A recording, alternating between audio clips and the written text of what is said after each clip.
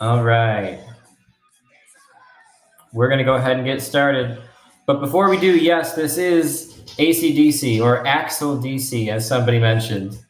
So, yep, wanted to kick this off with some AC/DC on Friday. So, thank you guys for coming. Thank you guys for joining us.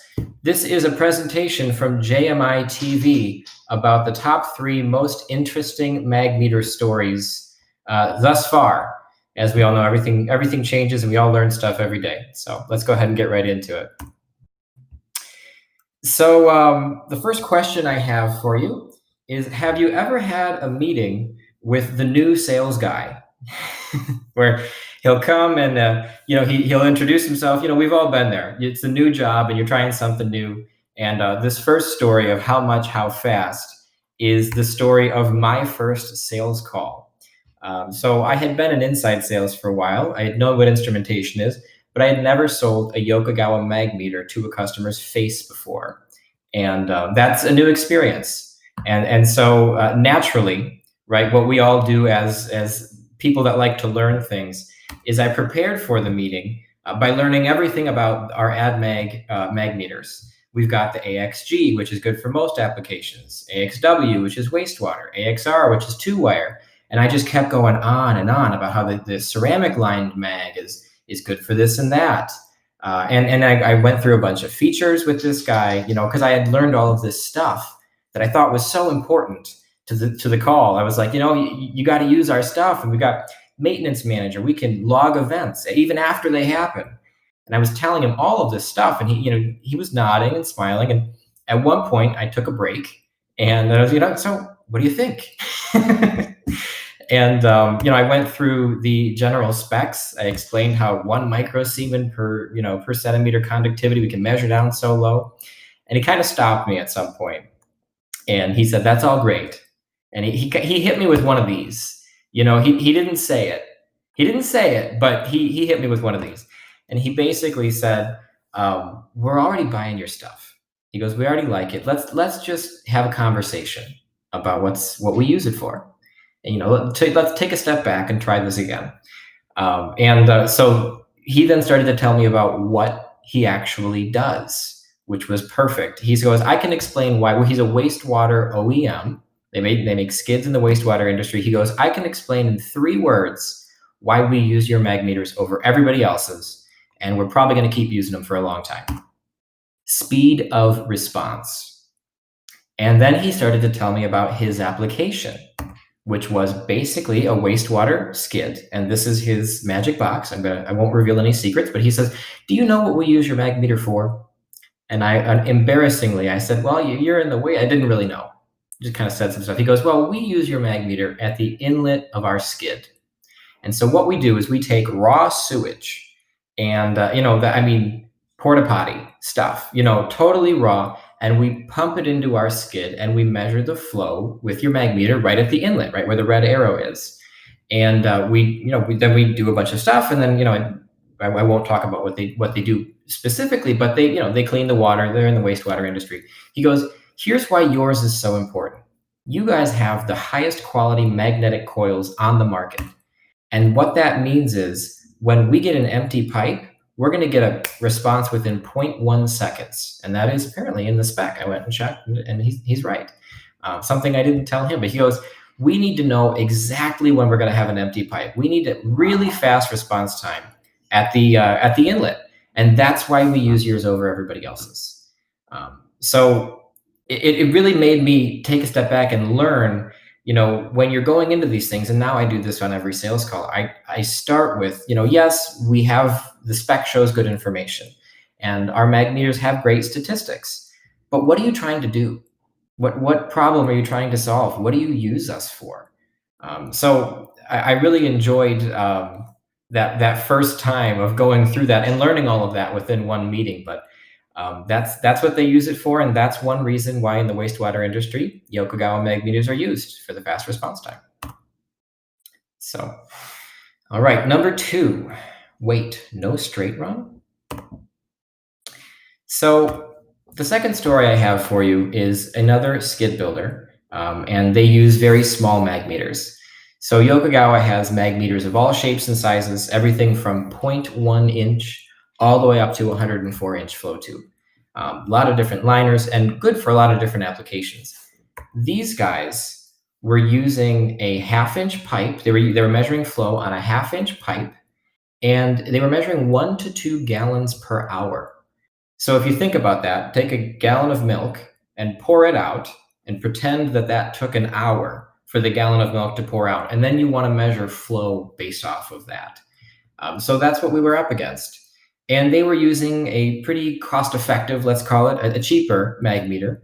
And so I came in, I showed them our mag meter, and I asked them this time, what are you looking to do? And they, we'll measure the flow. And they start taking the mag meter and they're looking at it like a skid, like a picture of the skid. They're going, well, we could put it there. No, we could try and put it there.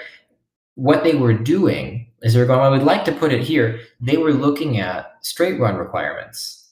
And they were saying, well, we could put it where we put the old one, but it's, this is a small skid and we're trying to conserve some space. So what can we do was what ended up coming out. They were like, we want to know, can we put it in a new place? And as you can see here, this is the typical straight run requirements. Typically, you need 20 diameters upstream. So if it's a half-inch pipe, you're going to need 10 inches upstream. Sometimes you'll need 10 diameters upstream, 5 downstream.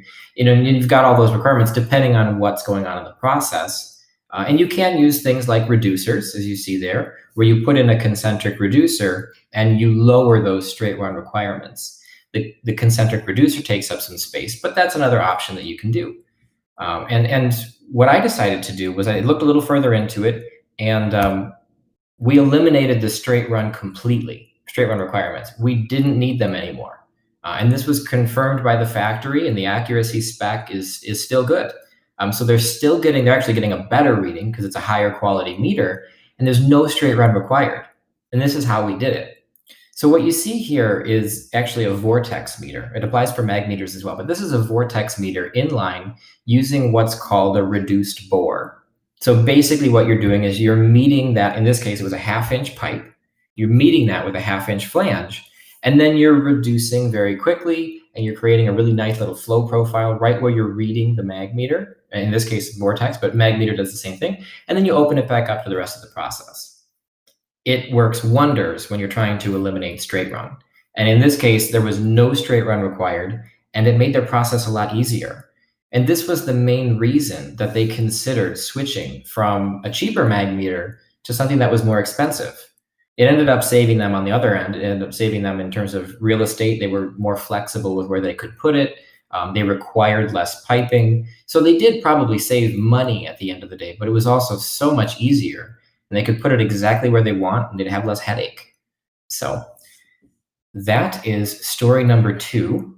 As you can see, just one more thing I want to point out. If it's a half-inch flange, you can go down to 0.1 or 0.2 inches, and it works with a mag meter the same way that this vortex meter works, where it reduces the bore. And we want to analyze any processes, fully. So this is a great idea, and we want to make sure that your process parameters fit this. We can eliminate the straight run, but it is specific to every application. So I'd be happy to take a look at it, but just want to let you know. So, okay, finally, I'm going to put on my metal hat. Yeah, it's not really metal. It's just a hat. But here is the third most interesting mag meter story for you. How many of you are familiar with our ceramic lined mag meter?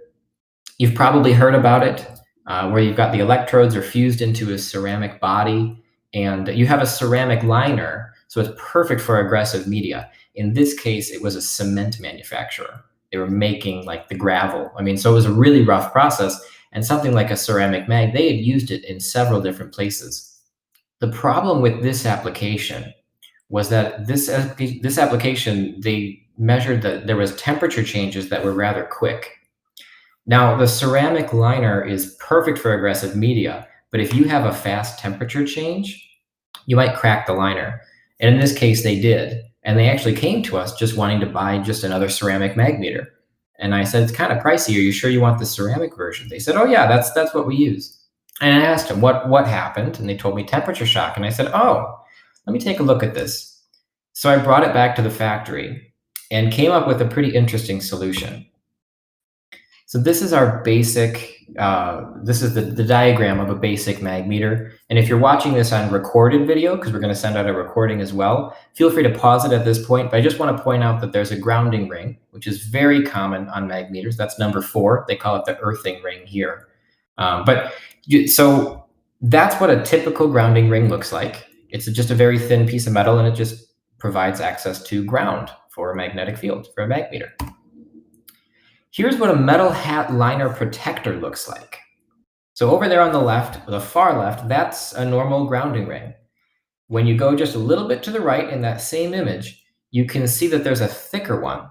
And that's what's called the metal hat liner protector. I feel like I should be wearing this hat while I'm talking to you, so I think I'm gonna do that. I don't look good in hats, but you know what? I can't do it. I can't do it. So what a metal hat liner protector does is it essentially, it acts, there's a little bit of a lip, as you can see in the middle picture, that little purple lip. It essentially takes any of that aggressive media and pushes it into the center of the pipe. And in this case, the center of the flow tube. So what that allows you to do is put a mag meter with like a PFA liner in aggressive media. That PFA liner would normally get destroyed. I mean, it would stand no chance. It would be, they'd sandblast it, and they need a new liner within 6 weeks. But if you put a metal hat liner protector in on it, I mean, they use this in the pulp and paper industry, and they've been using it for years. They've got hundreds of these. And the reason is because it is cheaper than the ceramic mag, and in some cases, it's a lot better because it's resistant to temperature shock. So you can have a PFA liner where the temperature can wildly swing. And as long as you have this liner protector in there, you're good. So that was what this customer ended up using, and it was a success for them as well. And over there on the far right, that's what it looks like when you're about to install it. So, JMI company, we're very happy with what we do. We all love what we do. This is an example of me on a Saturday during a shutdown week. Shutdown doesn't end on Friday. Shutdown ends when everything's working again. And so this was something where a customer called me on a Saturday, and they wanted me to help them troubleshoot a mag meter where they thought the electronics were bad. And thankfully, it turns out it was just the fuse. They blew a fuse. Somebody hit the mag meter with the wrong voltage. So, but in this case, on the left side, that's me remotely with my phone, like showing them my demo mag meter and taking them through how to take it apart, how to take out the amplifier board and reseat the amplifier board where all the screws go. The one on the left, that's the image of the guy up on like a 10-foot ladder. So it was a little bit easier for me to navigate, but I was happy to do this. I mean, this was fun for us, and we're happy to help you in the same way. This is one example of how we do remote service. And hey, now that I'm not allowed to see you, I guess this is the best we can do. And that's you can have me or a technician can help you with there as well. This is another example. This is me shipping a micro SD card to the customer of my customer. In this case, it was a skid manufacturer that shipped their skid to a customer, and the customer somehow changed the parameters of the skid, or of the flow meter, changed the parameters, and they weren't really sure what was going wrong, but we knew what the right parameters were. So Yokogawa, the new mag meter, has a micro SD card. You can download, upload, change, any configurations. And in this case, what I did was I downloaded the configuration and I saved it onto a micro SD card. And I asked the guys, do you want me to ship this just to the end customer? And I'll just say it's from you, right? Just make it easy. And they said, yeah, that's fine. So I shipped the micro SD card to the customer, and then my customer called them and said, hey, you got this micro SD card in the mail. Take the one out from the current mag meter you have, take the micro SD card out, put this one in, it should solve the problem. This was another simple solution that we were happy to do. And that is 14 minutes, you guys. Boy, I feel like I talked a lot, but I'm hoping you got good information out of this. Thank you guys for coming. Always feel free to contact us, and stay tuned for next week, where we're going to talk about a new topic on maybe a different type of flow meter. Maybe a different type of flow, and it might be thermon heat trace. But every week we're going to do one of these. So Thanks you guys so much for coming. That was 15 minutes. If you need anything, feel free to give us a call. Thanks.